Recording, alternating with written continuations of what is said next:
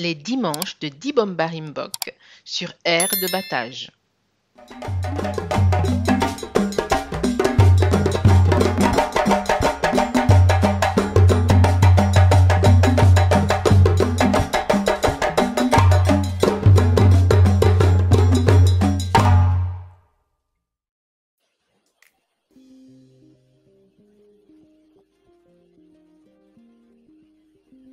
Au cours de la précédente leçon, nous avons parlé du nom d'Horus.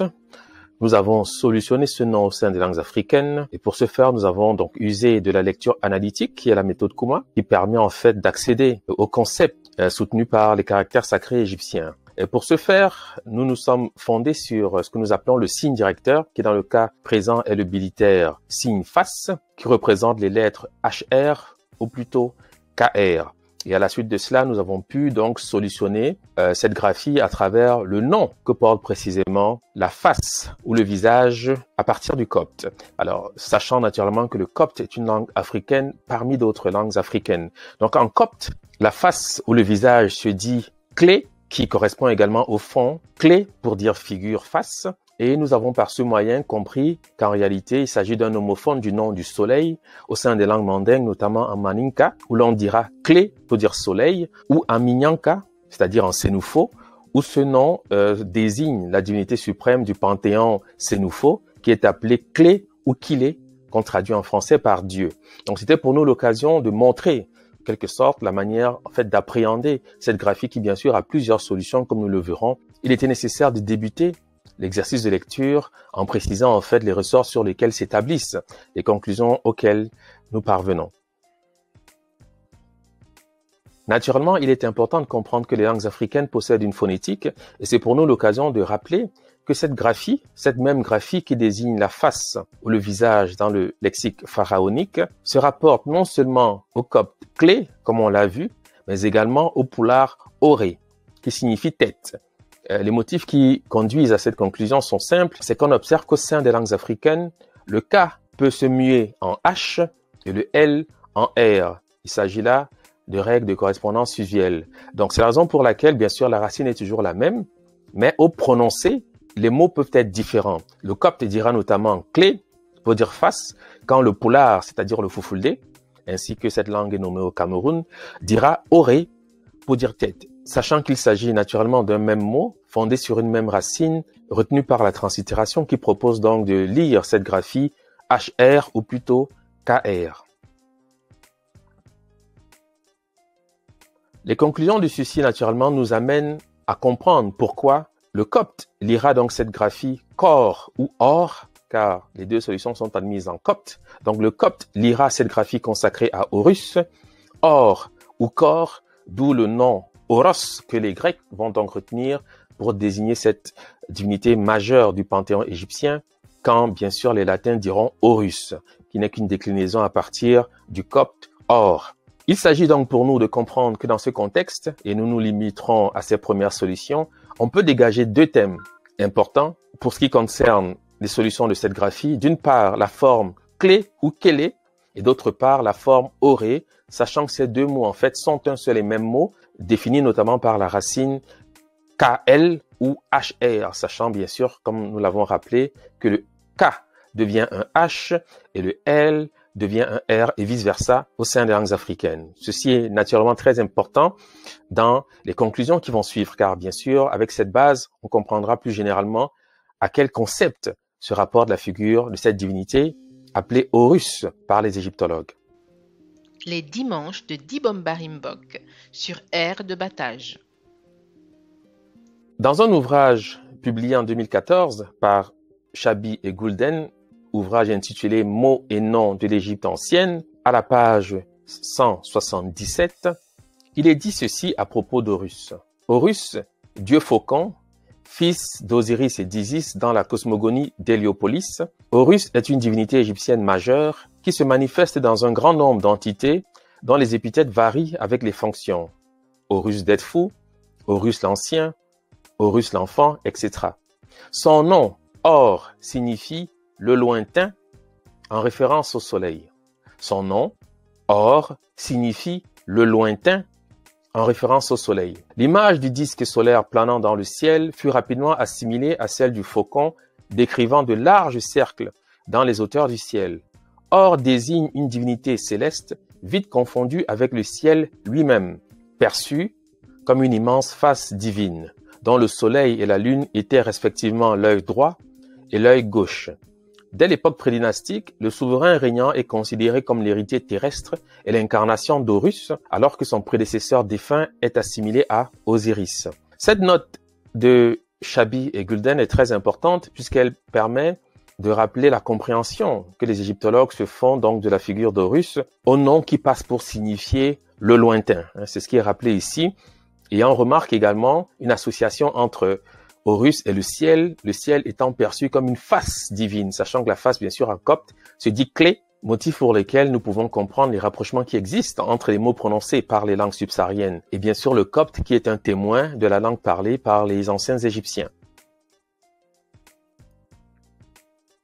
Nous débuterons donc des clarifications en énonçant le nom que porte le faucon au sein des langues subsahariennes. Commencerons par le proto-couchitique où nous trouvons kor pour signifier oiseau de proie. En oromo, on dira kore pour dire le faucon. En bireri, kore pour dire le faucon. En safari, kori pour dire le faucon. En pende, koji pour dire l'épervier. En swahili, kozi pour dire l'épervier. En bukuzu, kozi pour dire le faucon. Alors, naturellement, il s'agit bien sûr d'un même mot qui mute avec les langues africaines et il est naturellement intéressant de rappeler qu'il s'agit bien sûr d'une forme qui s'apparente au poulard oré pour désigner la tête, qui est une lecture effective de cette graphie. Donc, quand le copte dit or ou kor, bien sûr, pour certaines langues africaines, il s'agit simplement de désigner le faucon. Dans le cas d'espèce, bien sûr, en oromo, on dira kore pour dire le faucon. Quand en Soussou, qui est une langue de Guinée, on dira Kore pour dire le firmament, le ciel, etc.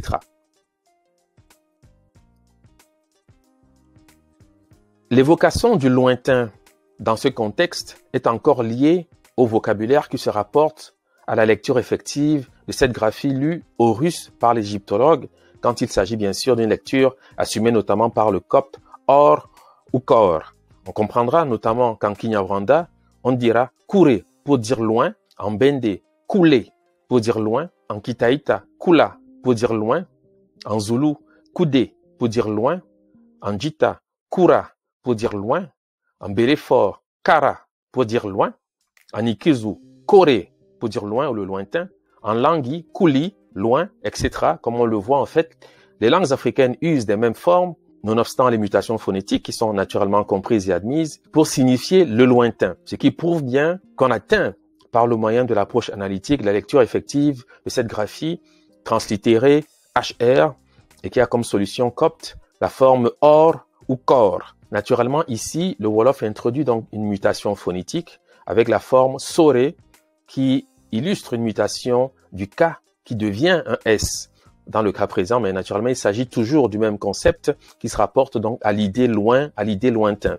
Et c'est le motif pour lequel, dans les manuels d'égyptologie, on admet bien que le nom Horus signifie le lointain, car il s'agit simplement d'une traduction du terme Koré au sein des langues africaines. La note de Shabi et Gulden rappelle également que le roi est le représentant d'Horus sur terre. Et on le voit ici notamment avec une image bien connue, qui est celle d'un pharaon que les égyptologues appellent Képhren, qui se trouve associé au faucon ici, comme on le voit. Donc, voir le roi, c'est voir Horus, et voir Horus, bien sûr, c'est voir le roi. Alors, les motifs de ce rapprochement sont liés à la manière de nommer le roi ou le noble au sein des langues africaines. Je donnerai ici quelques exemples. En Soussou, notamment, nous dirons Oré pour dire l'affranchi. En Soninké, Oré pour dire le noble. Oraksu pour dire devenir noble, noblesse. Oraksundi pour dire ennoblir. En Wolof, Gor désigne l'homme de condition libre. On dirait également Gorel pour dire libérer un captif. Goré pour dire libre, affranchi. En méroïtique, c'est-à-dire en Nubie, on utilise la forme Koré pour dire le roi ou la reine. En Djalonké, en Guinée, Koro signifie homme libre. En Serer, Goré signifie libre. En Bamanan, Oron signifie libre, homme libre, personne honnête. En Bamanan, Oronia désigne la liberté, l'indépendance ou la noblesse. On dira Oronyamba pour dire le libérateur. En Mandinka, Koring signifie noble. En Maninka, Oro, bien sûr, c'est le noble. Le Pulaar dira Orejo, pluriel Orebe pour dire le chef. En Swahili, bien sûr, la forme usuelle, c'est Uru pour dire libre ou Uru pour dire la liberté, l'indépendance. Alors ici, je ne mentionne pas des mots que nous avons déjà évoqués durant la première leçon, car nous avons rappelé bien sûr qu'au sein des langues subsahariennes, notamment les langues parlées au sud Cameroun, on dira Koré ou Kodé ou Kodi pour signifier libérer un captif, racheter un captif, etc. Bien sûr, il s'agit ici d'un thème qui, pour les langues subsahariennes, notamment les langues soudanaises, pour être bien précis, eh bien, se rapporte également à l'idée de noble. Il s'agit là d'une relation que nous saurons éclaircir en temps opportun, mais il est essentiel pour nous de rappeler le lien qu'Horus entretient avec la royauté, car bien sûr son nom désigne le noble au sein des langues subsahariennes. Un élément également à verser au dossier consiste le rapport qu'Horus entretient avec la notion de virilité, qui est une notion essentielle pour comprendre les manifestations d'Horus et les représentations d'Horus. En Wolof, on dit notamment Gor pour signifier mâle ou masculin. Le Serer utilise une forme analogue, Kor pour signifier mâle, mari, masculin.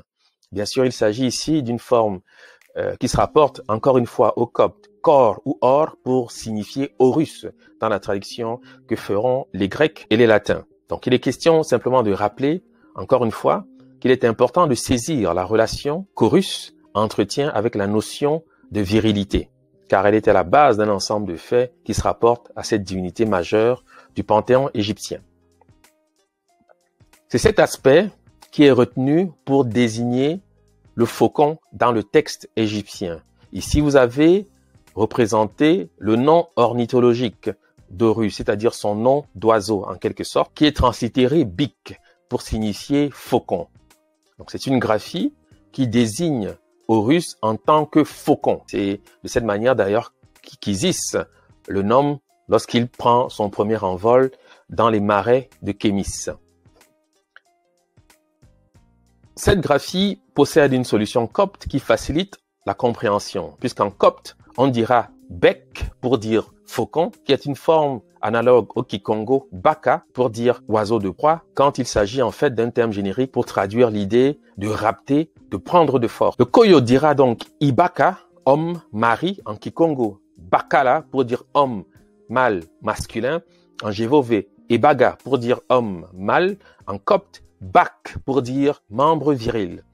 Ceci rappelle simplement la relation qu'Horus entretient avec la notion de virilité, car Horus, en tant que faucon, assume pleinement l'idée ou le concept de virilité. Et naturellement, c'est ce concept qui justifie des figures qu'il prend dans des mythologies que nous pouvons ici rappeler, notamment pour ce qui concerne la Grèce antique, avec la figure d'Achille que nous avons évoquée durant la seconde leçon. Il s'agit bien sûr de rappeler qu'en Afrique subsaharienne notamment, cette figure est assumée par un personnage majeur de la tradition soudanaise, en la personne bien sûr de Soundiata Keita, qui est appelé Kélémansa, qui traduit littéralement chef de guerre, sachant bien sûr que le mot Kélé, qui signifie guerre au sein des langues mandingues, s'inscrit dans la suite des solutions amenées par le nom d'Horus, à savoir clé pour signifier face, notamment en copte. C'est la raison pour laquelle on peut dire avec assurance qu'Horus, dans le panthéon égyptien, est une divinité consacrée à la guerre, qui se dit Kélé au sein des langues soudanaises.